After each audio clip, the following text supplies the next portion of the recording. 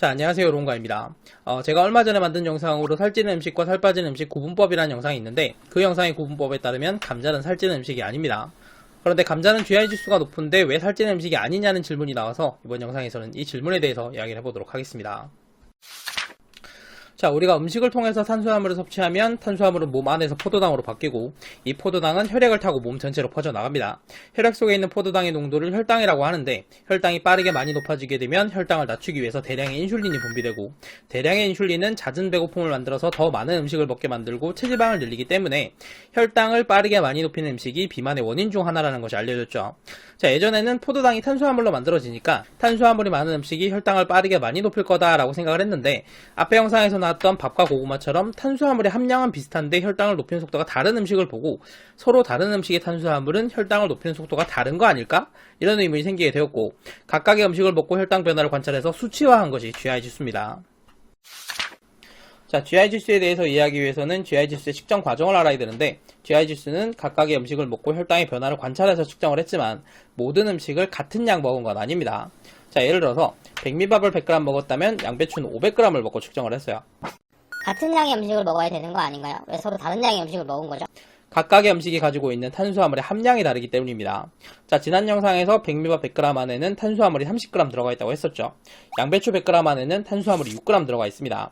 자, 그러니까 백미밥 100g과 양배추 100g을 비교하게 되면 백미밥 탄수화물 30g과 양배추 탄수화물 6g을 비교하게 되는데 애초에 탄수화물의 양 자체가 다르기 때문에 올바른 비교를 할 수가 없습니다. 어느 쪽 탄수화물이 혈당을 빠르게 높이는지 알려면 같은 양의 탄수화물을 비교해야겠죠. 자, 그래서 백미밥을 100g 먹는다면 양배추를 500g 먹어서 백미밥 탄수화물 30g과 양배추 탄수화물 30g으로 탄수화물의 함량을 맞춰서 측정을 했는데 이렇게 음식의 탄수화물을 1대1로 비교해서 측정을 했기 때문에 GI 지수가 높은 음식은 확실히 혈당을 빠르게 높이는 음식에 해당합니다.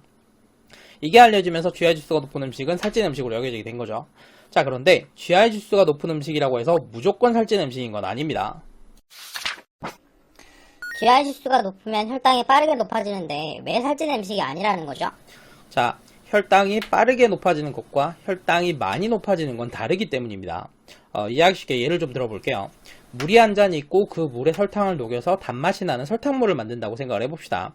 단맛이 나는 정도를 당도라고 하는데 설탕은 가루이기 때문에 물에 굉장히 빨리 녹고 그래서 물의 당도가 빠르게 높아지는 효과가 있습니다. 자, 그런데 설탕이 아무리 빨리 물에 녹는다고 하더라도 애초에 넣는 설탕의 양이 매우 소량이라면 물의 당도는 그다지 높아지지가 않습니다.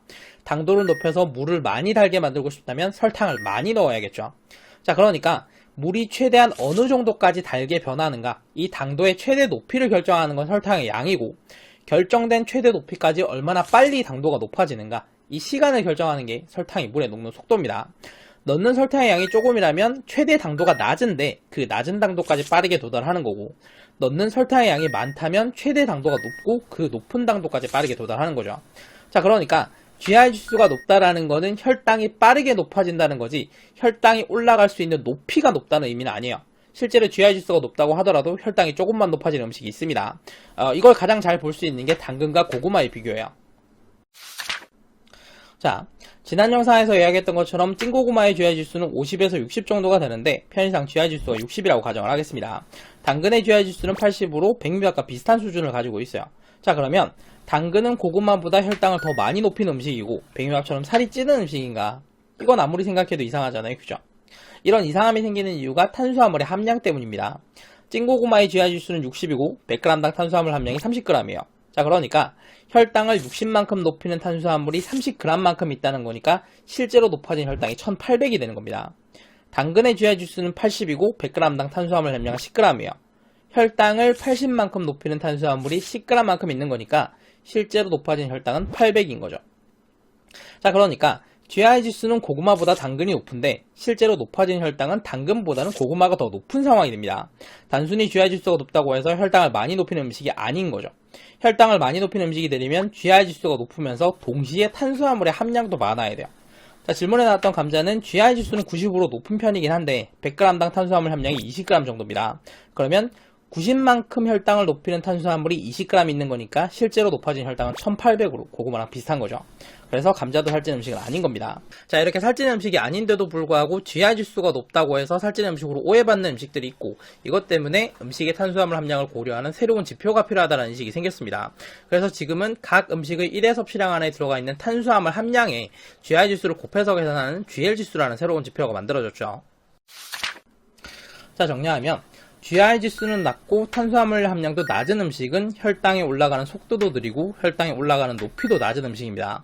야채가 여기에 해당하죠. GI 지수는 높은데 탄수화물 함량이 낮은 음식은 혈당이 올라가는 속도는 빠른데 그 혈당이 올라갈 수 있는 최대 높이가 낮은 음식이에요. 당근, 감자, 과일이 여기에 해당하죠. GI 지수는 낮은데 탄수화물 함량이 높은 음식은 혈당이 올라갈 수 있는 최대 높이는 높은데 혈당이 올라가는 속도가 느리기 때문에 거기까지 못 가는 음식입니다. 현미 같은 통곡물 음식이 여기에 해당하는 거죠. 자, 마지막으로 GI 지수가 높으면서 탄수화물 함량도 높은 음식이 혈당이 올라갈 수 있는 최대 높이도 높으면서 혈당이 올라가는 속도가 빨라서 거기까지 도달할 수 있는 음식이에요. 이게 혈당을 빠르게 많이 높이는 음식인 거고 우리를 살찌게 만드는 음식인 겁니다. 이런 음식은 자연에서는 거의 존재하지 않고 탄수화물 함량이 높지만 GI 지수가 낮은 음식을 갈고 다지고 빻고 고온에서 조리해서 GI 지수가 높아지도록 가공을 하거나, GI 지수는 높지만 탄수화물 함량이 낮은 음식을 탄수화물 함량이 늘어나도록 가공하거나 많이 먹을 수 있도록 가공을 해서 만들어지게 됩니다. 이렇게 가공으로 만들어진 음식을 정제 음식이라고 하는데, 이런 정제 음식의 섭취를 줄이는 게 다이어트의 가장 기본이 되고 가장 핵심이 되는 내용입니다. 이것만 잘 지키셔도 다이어트는 하실 수 있어요. 자, 그리고 눈치 빠른 분은 알아차리셨겠지만 살찌는 음식과 살 빠지는 음식 구분법 영상에서 나왔었던 소화흡수가 빠른 음식이 이번 영상에서 나온 GI 지수가 높은 음식을 이야기하는 거고, 소화흡수를 빠르게 하는 가공이 GI 지수가 높아지는 가공을 말하는 겁니다. 결국 그 영상에서 이야기한 내용을 GI 지수라는 용어로 다시 설명했을 뿐 같은 내용을 말하고 있는 거죠. 자, 이번 영상 도움되셨다면 구독과 좋아요 부탁드리고 저는 다음 영상으로 다시 돌아오겠습니다. 감사합니다.